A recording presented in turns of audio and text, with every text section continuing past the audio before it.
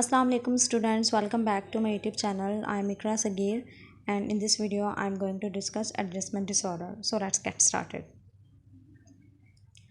Adjustment disorder DSM-5 में trauma and stressor related disorder में आता है. इसके मैं डिफरेंट क्राइटेरियाज पढ़ूंगी और उनको एक्सप्लेन करने वाली हूँ. Criteria A says that the development of emotional or behavioral symptoms in response to an identifiable stressor occurring within 3 months of the stressor. Client को कोई स्ट्रेसर मिलता है, उस स्ट्रेसर के मिलने के 3 महीने के अंदर अंदर इमोशनल एंड बिहेवियरल सिम्टम्स वो एक्सपीरियंस करता है. जैसे वो सैड फील कर सकता है, सैडनेस की फीलिंग आती है, क्राइंग स्पेल्स होते हैं क्लाइंट को, और उनको कंसंट्रेशन में प्रॉब्लम होती है, वो कंसंट्रेट नहीं कर पाते चीज़ों पर, और इसके अलावा एजिटेशन फील करते हैं, एंग्जाइटी की फीलिंग्स आती हैं, और कुछ क्लाइंट्स ऐसे होते हैं जिनमें सुसाइडल थॉट्स भी आती हैं, वो सुसाइडल अटैम्प्ट्स भी करते हैं. Before moving forward, let me explain the stressors the client experience. DSM-5 में ही diagnostic features हैं, उनमें इनको explain किया गया है. The stressor may be a single. Stressor single हो सकता है. single से मुराद ये है कि एक ही stressor हो सकता है कि client को कोई बिज़नेस में प्रॉब्लम है या उसका कोई रिलेशनशिप है, उसमें टर्मिनेशन को इसने एक्सपीरियंस किया है. समटाइम्स ऐसा भी होता है जैसे अगर स्कूल गोइंग चिल्ड्रन हैं या कोई अडल्ट्स हैं जिन्होंने अपना स्कूल या कॉलेज चेंज किया है, तो उसकी वजह से स्ट्रेसर हो सकता है. उनके लिए स्ट्रेसर इस सेंस में है क्योंकि जब भी कोई इंडिविजुअल किसी नई जगह पे जाता है, तो क्योंकि वो अडेप्ट हो चुका है पहले पुराने माहौल के साथ, उसे नए माहौल में एडजस्ट करना मुश्किल हो जाता है. वहाँ पे न्यू रूल्स एंड रेगुलेशंस होते हैं जिनको फॉलो करना मुश्किल हो जाता है समटाइम. तो स्कूल चेंज भी एक स्ट्रेसर हो सकता है.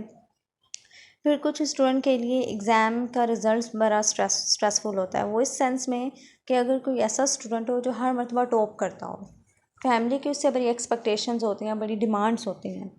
अब अगर कभी ऐसा हो कि उसके लिए ये स्ट्रेसर होगा कि मैं अगर अपनी फैमिली की एक्सपेक्टेशन को फुलफ़िल नहीं कर पाया तो ठीक है, तो उस एंग्जाइटी के साथ उसको एडजस्ट करना मुश्किल होता है. इसके अलावा मैरिज भी सम टाइम लोगों के लिए, मैरिज के बाद भी, शादी करने के बाद भी एडजस्टमेंट के इश्यूज़ आते हैं. वो इस तरह से आते हैं, कुछ लड़कियां इस तरह होती हैं जैसे कि उनका पहले रूटीन पैटर्न थोड़ा चेंज होता है, उसके बाद शादी के बाद बहुत ज़्यादा चेंज होता है, जिसकी वजह से उसको एडजस्ट नहीं कर पाते. जैसे एक लड़की है जो अपने घर में सुबह 9 बजे या 10 बजे उठने वाली है, लेकिन शादी के बाद उसको सुबह 7 बजे उठना है क्योंकि उसको अपने घर की रिस्पॉन्सिबिलिटीज़ हैं, अपने हस्बैंड की रिस्पॉन्सिबिलिटीज़ हैं, बच्चों की रिस्पॉन्सिबिलिटीज़ हैं. अगर वो अपनी इन रिस्पॉन्सिबिलिटीज़ को ऑन नहीं कर रही है, उसका फ़िक्स पैटर्न है कि जी मैंने सुबह 9 बजे ही उठना है या मैंने सुबह 10 बजे ही उठना है, क्योंकि मैं अपने घर में भी 9 या 10 बजे उठती थी, तो मुझे यहाँ भी ऐसा ही माहौल चाहिए. लेकिन वो उसको ऐसा माहौल नहीं मिल रहा. वहाँ पे उसकी अपनी पर्सनैलिटी में वो फ्लेक्सिबिलिटी लेकर नहीं आ रही, तो उसके लिए ये सिचुएशन स्ट्रेसफुल हो सकती है, जिसकी वजह से उसको एडजस्टमेंट के इश्यूज़ आ सकते हैं. क्लाइंट यहाँ पर एंग्जाइटी फील कर सकती है, एंक्शस हो सकती है, या इरिटेबिलिटी या कंडक्ट के सिम्टम्स आ सकती हैं, मूड स्विंग्स आ सकते हैं, सैडनेस वगैरह. तो इमोशनल एंड बिहेवियरल सिम्टम्स वो शो कर सकती हैं.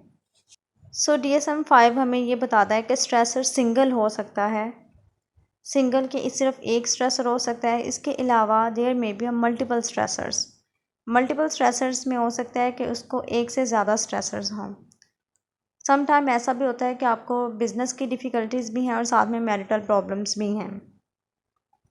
एक से ज़्यादा स्ट्रेसर्स होंगे तो हम मल्टीपल स्ट्रेसर्स में इसको काउंट करेंगे. स्ट्रेसर्स में भी रिकरेंट. अच्छा, कुछ स्ट्रेसर्स ऐसे होते हैं जो बार बार आते हैं, जैसे सीजनल बिज़नेस क्राइसिस हैं. कुछ बिज़नेस ऐसे होते हैं जो पूरे साल में कुछ महीने चलते हैं, कुछ हफ्ते या कुछ महीने उनका कारोबार ज़्यादा चलता है, उनकी ग्रोथ ज़्यादा होती है, लेकिन बाकी महीनों में वो काम नहीं चलता, ठीक है, वर्क नहीं करता. तो उसकी वजह से भी वो भी एक स्ट्रेसर हो सकता है बिजनेसमैन के लिए. फिर इसके अलावा कंटिन्यूस स्ट्रेसर भी हो सकता है, जिसमें हो सकता है कि स्ट्रेसर ऐसा है कि क्लाइंट को कोई इलनेस है, कोई परसिस्टेंट पेनफुल इलनेस है, जिसकी वजह से वो उसकी डिसेबिलिटी इंक्रीज़ होती जा रही है. कोई जिस्मानी प्रॉब्लम है, कोई बायोलॉजिकल प्रॉब्लम्स हैं, या फिर कोई फ़िज़िकल प्रॉब्लम्स हैं, जिसकी वजह से वो अपनी डेली लाइफ फंक्शनिंग को परफॉर्म नहीं कर पा रहा. तो ये 4 टाइप्स होते हैं स्ट्रेसर की जो क्लाइंट एक्सपीरियंस करते हैं: single stressor, multiple stressor, recurrent stressor and continuous stressor. अब हम क्राइटेरिया बी पर जाते हैं। क्राइटेरिया बी में 2 सिम्टम्स दी गई हैं, सिम्टम 1 एंड 2। इन दोनों सिम्टम्स का होना ज़रूरी नहीं है, इनमें से एक भी हो सकती है और ये दोनों भी हो सकती हैं। सिम्टम 1 कहते हैं मार्क डिस्ट्रेस हो। क्लाइंट को mark distress that is out of proportion to the severity और intensity of the stressor. Client को डिस्ट्रेस हो उस स्ट्रेसर की वजह से। अब ऐसा नहीं है कि जो क्लाइंट को स्ट्रेसर मिल रहा है, जो स्ट्रेस है उसके लिए, वो आपके लिए भी डिस्ट्रेसफुल हो। आप एज ए थेरेपिस्ट देखें तो आपको स्ट्रेसफुल लगे ना हो, वो क्लाइंट के लिए डिस्ट्रेसफुल होना चाहिए, डिस्ट्रेसिंग होना चाहिए। ये सब इंडिविजुअल टू इंडिविजुअल वेरी भी करेगा। हो सकता है कि वो स्ट्रेसर इतना छोटा हो, आपके लिए वो बहुत ज़्यादा छोटा हो, लेकिन क्लाइंट के लिए वो बड़ा स्ट्रेसर है। सो इसमें इंडिविजुअल डिफरेंसेस भी पाए जाते हैं, कल्चरल वेरिएशंस भी आती हैं, तो हमें कल्चरल फैक्टर्स को भी देखना है और इसके अलावा उसकी सेवेरिटी को और सिम्टम्स को भी मद्देनज़र रखना है। फिर क्राइटेरिया बी में ही क्राइटेरिया 2 कहता है सिग्निफिकेंट इम्पेयरमेंट हो सोशल, ऑक्यूपेशनल और other important areas of functioning में। इन सिम्टम्स की वजह से क्लाइंट की सोशल लाइफ इम्पेक्ट हो रही है, उसके ऑक्यूपेशनल लाइफ इम्पेक्ट हो रही है और बाकी एरियाज़ भी इम्पेक्ट हो रहे हों। क्राइटेरिया सी कहता है कि स्ट्रेसर किसी और मेंटल डिसऑर्डर की वजह से ना हो। अब हम क्राइटेरिया डी पे आते हैं। The symptoms do not represent normal bereavement and are not better explained by prolonged grief disorder. bereavement होती है कि जिसमें ये एक नॉर्मल ग्रीफ का पीरियड होता है। अगर आपकी फैमिली में से या कोई लव्ड वन या किसी की डेथ हो जाए या किसी के साथ कोई ट्रॉमा हो जाए, तो उस वक़्त आप ग्रीफ के पीरियड में होते हैं, आप अफसोस होते हैं, आप दुखी होते हो, आपको अफसोस होता है। तो ये नॉर्मल bereavement है। यहाँ पर जो सिम्टम्स हैं वो नॉर्मल bereavement की नहीं होना चाहिए, उसको एक्सीड करना चाहिए। लास्ट पर क्राइटेरिया ई कहता है वंस द स्ट्रेसर और it's consequences have terminated the symptoms do not persist for more than an additional 6 month. वैसे तो यहाँ पे हमें क्राइटेरिया ए में बताया गया था कि स्ट्रेस मिलने के 3 महीने के अंदर अंदर सिम्टम्स होती हैं, लेकिन अब लास्ट क्राइटेरिया में हमें बताया गया कि एडिशनल 6 मंथ तक ये सिम्टम्स प्रोलॉन्ग ना करें। 6 मंथ तक, इट्स मीन्स के 6 मंथ तक सिम्टम्स प्रोलॉन्ग कर सकती हैं, 6 मंथ के बाद ये प्रोलॉन्ग ना हो। जब एक मरतबा स्ट्रेसर ख़त्म हो गया है, स्ट्रेसर से रिलेटेड जितने भी कॉन्सिक्वेंसेस थे, जितने भी प्रॉब्लम्स आ रही थी, वो सब की सब ख़त्म हो चुकी हैं, तो उसके बाद स्ट्रेसर परसिस्ट नहीं करना चाहिए, सिम्टम्स परसिस्ट नहीं करनी चाहिए, वो सिम्टम्स नहीं आने चाहिए। क्योंकि अगर उसके बाद भी सिम्टम्स आ रही हैं तो फिर ये एडजस्टमेंट डिसऑर्डर नहीं होगा, फिर हम किसी दूसरे डिसऑर्डर में इसको देखेंगे। अब हम स्पेसिफायर की तरफ आते हैं। विथ डिप्रेस्ड मूड, जब डिप्रेस्ड मूड के साथ स्पेसिफायर होता है तो इसमें डिप्रेशन के सिम्टम्स आते हैं, जिसमें लो मूड रहता है, टीयरफुलनेस रहती है, क्राइंग स्पेल्स होते हैं, होपलेसनेस की फीलिंग्स आती है। ठीक है, the client has no expectation of good और सक्सेस इन हिज लाइफ, और ये सब सिम्टम्स प्रीडोमिनेंट रहते हैं, तो ये विद डिप्रेस्ड मूड के साथ स्पेसिफायर है।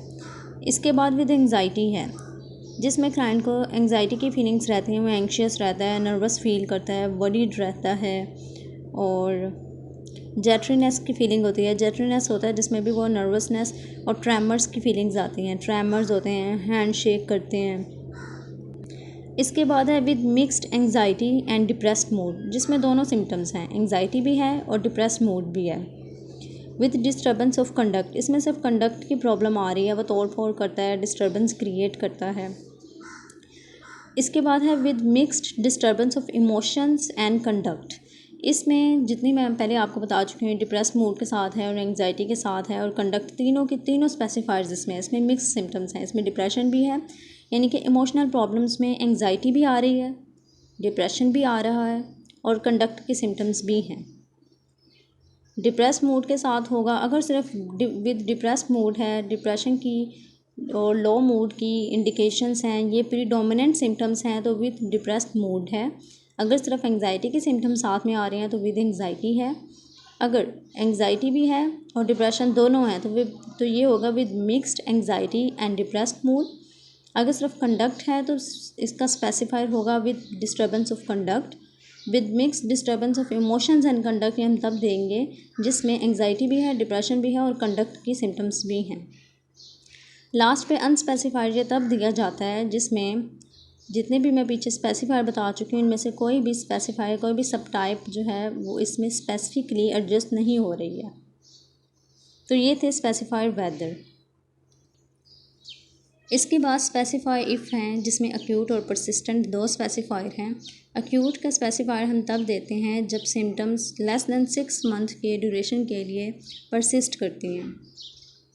6 मंथ के ड्यूरेशन से कम अगर सिम्टम्स हैं तो ये अक्यूट का स्पेसिफायर है। लेकिन अगर सिम्टम्स लॉन्गर दैन 6 मंथ है, मोर दैन 6 मंथ प्रोलॉन्ग कर रही हैं तो ये क्रॉनिक और परसिस्टेंट का स्पेसिफायर होगा। इसका प्रेवलेंस अगर हम DSM-5 में देखें तो DSM-5 हमें बताता है यूनाइटेड स्टेट में 5 to 20% पेशेंट्स में आउट पेशेंट्स में ये डिसऑर्डर पाया जाता है। इसके अलावा डेनमार्क की एक रिसर्च है जो हमें ये बताती है एडजस्टमेंट डिसऑर्डर फीमेल में ज़्यादा पाया जाता है एज़ कम्पेयर टू मेल। अब हम डेवलपमेंट एंड कोर्स को स्टडी करते हैं। अगर क्लाइंट को कोई अक्यूट स्ट्रेसर मिला है, कोई अक्यूट इवेंट है, अक्यूट इवेंट होता है जो स्वियर और सडन होता है, जैसे किसी को जॉब से निकाल देना, ये उसके लिए अक्यूट इवेंट होगा। अगर इस तरह का कोई स्ट्रेसर मिला है तो उसका ऑनसेट बड़ा इमीडिएट होगा, फ़ौरन से सिम्टम्स आएंगी, with in a few days उसके सिम्टम्स मैनिफेस्ट होंगी। लेकिन उसका ड्यूरेशन बड़ा ब्रीफ रहेगा, वो कुछ महीनों के अंदर अंदर रिजॉल्व हो जाएगा। इसके बरक्स अगर परसिस्टेंट स्ट्रेसर होता है जो क्रॉनिक स्ट्रेसर होता है, लेकिन इसकी सिम्टम्स 6 मंथ से ज़्यादा देर के लिए प्रोलॉन्ग करती हैं। लेकिन यहाँ पर स्ट्रेसर का होना ज़रूरी है क्योंकि अगर 6 मंथ से ज़्यादा का ड्यूरेशन गुजर चुका है लेकिन सिम्टम्स आ रही हैं लेकिन स्ट्रेसर नहीं है तो फिर ये एडजस्टमेंट डिसऑर्डर नहीं होगा। मतलब फॉर एग्जांपल अगर किसी की जॉब चली गई थी, जॉब उसके लिए स्ट्रेसर था और उसको 6 मंथ तक ये सिम्टम्स आ रही थी, इमोशनल एंड बिहेवियरल सिम्टम्स आ रही थी, लेकिन 6 मंथ के बाद सिम्टम्स तो आ रही हैं लेकिन स्ट्रेसर रिजॉल्व हो चुका है, स्ट्रेसर मौजूद नहीं है, तो फिर ये एडजस्टमेंट डिसऑर्डर नहीं रहेगा क्योंकि एडजस्टमेंट के लिए स्ट्रेसर का होना ज़रूरी है। स्ट्रेसर के बगैर आपको ये सिम्टम्स ना आए। अब हम डिफरेंशियल डायग्नोसिस पे आते हैं। डिफरेंशियल डायग्नोसिस में मैं सबसे पहले एडजस्टमेंट डिसऑर्डर को मेजर डिप्रेसिव डिसऑर्डर के साथ डिफरेंशिएट करने वाली हूँ। एडजस्टमेंट डिसऑर्डर में कोई एक स्ट्रेसर मिलता है क्लाइंट को, एक या एक से ज़्यादा स्ट्रेसर हो सकते हैं। उस स्ट्रेसर के मिलने के 3 महीने के अंदर अंदर इमोशनल एंड बिहेवियरल सिम्टम्स आते हैं, लेकिन ये तकरीबन 6 मंथ के अंदर अंदर ये सिम्टम्स रिजॉल्व हो जाते हैं। लेकिन डिप्रेशन परवेसिव होता है, इट्स मीन्स कि ये कंटिन्यू रहता है, लॉन्गर ड्यूरेशन होता है इसका, ये 6 मंथ में डिज़ॉल्व नहीं होते सिम्टम्स। इसके अलावा अगर डिप्रेशन का फुल क्राइटेरिया फुलफ़िल कर रहा है, 9 सिम्टम्स में से 5 और मोर सिम्टम्स हैं, 5 और मोर सिम्टम्स क्लाइंट में हैं, तो फिर यहाँ पर डिप्रेशन का डिसऑर्डर एप्लीकेबल होगा, एडजस्टमेंट डिसऑर्डर नहीं होगा। एडजस्टमेंट डिसऑर्डर में कोई एक एरिया में प्रॉब्लम आ रही होती है, फॉर एग्जांपल अगर क्लाइंट के लिए जॉब स्ट्रेसफुल है तो उसको सिर्फ जॉब में कॉम्प्लिकेशंस आएंगी, वो जब भी जॉब पे जाएगा, जब भी अपने काम पे जाएगा वहाँ पे उसे प्रॉब्लम आएंगी, लेकिन उसका अपने घर वालों के साथ और बाकियों के साथ रिलेशन ख़राब नहीं होगा। लेकिन डिप्रेशन में उसके तमाम एरियाज़, जितने भी लाइफ के एरियाज़ हैं वो इम्पेक्ट हो रहे होते हैं। ना स्कूल में इंटरेस्ट है, ना कॉलेज में इंटरेस्ट है, ना जॉब की रिस्पॉन्सिबिलिटीज़ में इंटरेस्ट है। The client has loss of interest in all activities. Adjustment disorder किसी एक स्ट्रेसर के मिलने की वजह से होता है, एक या एक से ज़्यादा स्ट्रेसर हो सकते हैं, लेकिन डिप्रेशन जेनेटिक प्रेडिस्पोजिशंस भी इसमें कॉज करती हैं और कुछ इन्वायरमेंटल फैक्टर्स भी इसमें कॉज करते हैं और इसके अलावा साइकोलॉजिकल फैक्टर्स भी इसमें कॉज करते हैं। इसके बाद हम डिफ्रेंशिएट करते हैं इसको post traumatic stress disorder, acute stress disorder के साथ। PTSD, अक्यूट स्ट्रेस डिसऑर्डर और एडजस्टमेंट डिसऑर्डर, इन तीनों में 3 तरह से डिफरेंस है। एक इनके टाइम ड्यूरेशन का डिफरेंस है, एक इनके सिम्टम्स का डिफरेंस है और एक इनके स्ट्रेसर का भी डिफरेंस है। सबसे पहले टाइम ड्यूरेशन देख लेते हैं। एडजस्टमेंट डिसऑर्डर स्ट्रेसर के 3 महीने के अंदर अंदर सिम्टम्स आते हैं। एडजस्टमेंट डिसऑर्डर में, अक्यूट स्ट्रेस डिसऑर्डर में 3 डेज से 1 मंथ तक सिम्टम्स होते हैं और उसके बाद हम इसको डायग्नोज करते हैं। और पोस्ट ट्रॉमेटिक स्ट्रेस डिसऑर्डर में 1 मंथ तक सिम्टम्स आते हैं स्ट्रेसर के मिलने के बाद, तो फिर हम इसे डायग्नोज करते हैं। अगर कोई ऐसा क्लाइंट हो जिसको कोई स्ट्रेसर मिला है और स्ट्रेसर के मिलने के 2 से 3 महीने के बाद सिम्टम्स आई हैं, तो ये PTSD नहीं होगा, उसी 1 महीने के अंदर अंदर सिम्टम्स आने चाहिए। उसके बाद सिम्टम्स की बेस पर अगर बताऊँ तो उसमें DSM-5 में ही आप PTSD का क्राइटेरिया ए देख लें। क्राइटेरिया ए अच्छे से बता रहा है, वो अच्छे से डिफ्रेंशिएट कर देगा कि किस तरह का स्ट्रेसर होना चाहिए। अगर वो क्राइटेरिया फुलफ़िल कर रहा है तो फिर हम PTSD डायग्नोज करेंगे, एडजस्टमेंट डिसऑर्डर नहीं करेंगे। इसके अलावा जो मेजर डिफरेंस है वो स्ट्रेसर का होता है। एडजस्टमेंट डिसऑर्डर में जो स्ट्रेसर होता है वो एक स्ट्रेसफुल लाइफ इवेंट्स होते हैं क्लाइंट के, वो मेजर लाइफ इवेंट्स नहीं होते हैं, या फिर जैसे इन्वायरमेंटल चेंजेस होते हैं, जैसे किसी की जॉब चली गई है या किसी ने कोई नई जगह ज्वाइन किया है, या किसी स्टूडेंट ने स्कूल चेंज किया है, या कोई कंट्री चेंज की है। इन्वायरमेंटल चेंजेस आई हैं, जैसे किसी की शादी हुई है और शादी के बाद एक लड़की किसी नए इन्वायरमेंट में गई है, तो इस तरह की चेंजेस आती हैं, इस तरह के स्ट्रेसर्स मिलते हैं क्लाइंट को, तो ये स्ट्रेसर्स एडजस्टमेंट डिसऑर्डर्स में आते हैं। जबकि पोस्ट ट्रॉमेटिक स्ट्रेस डिसऑर्डर के स्ट्रेसर्स ट्रॉमेटिक इवेंट्स होते हैं, जैसे किसी के साथ फिज़िकल और सेक्सुअल अब्यूज़ हो जाए, या क्लाइंट ने किसी का मर्डर देखा है। यहाँ पे स्ट्रेसर क्लाइंट को खुद भी मिल सकता है, वो खुद इसे एक्सपीरियंस भी कर सकता है और वो किसी और को भी देख सकता है, किसी और को उसने एक्सपीरियंस करते देखा है, जैसे उसने किसी का मर्डर देखा है या किसी के साथ अब्यूज़ हुआ है, तो ये उसका विटनेस है। उसके बाद जो सिम्टम्स आएंगी वो फिर PTSD की होंगी।